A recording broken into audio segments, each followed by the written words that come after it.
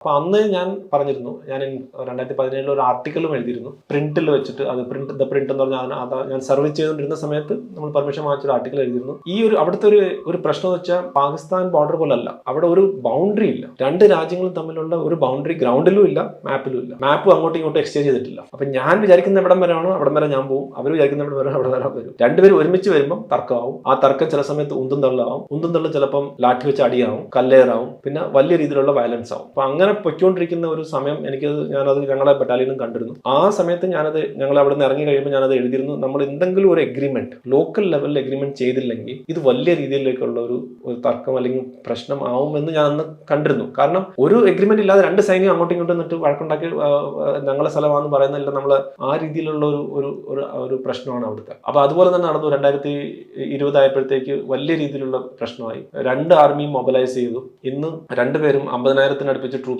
അങ്ങോട്ടും ഇങ്ങോട്ടും ഫേസ് ചെയ്തുകൊണ്ടിരിക്കുക. ടാങ്ക്സും ആർട്ടിലറി ഗൺസും അറ്റാക്ക് ഹെലികോപ്റ്റേഴ്സും എല്ലാം വെച്ചിട്ട് എപ്പോൾ വേണമെങ്കിലും ചെയ്യാൻ പറ്റുന്നുള്ള രീതിയിലേക്ക് ചൈനീസ് അവിടെ മാറി. അപ്പം അന്ന് ഇതിന് തുടക്കം നമ്മൾ അവിടെ വെച്ച് കണ്ടു.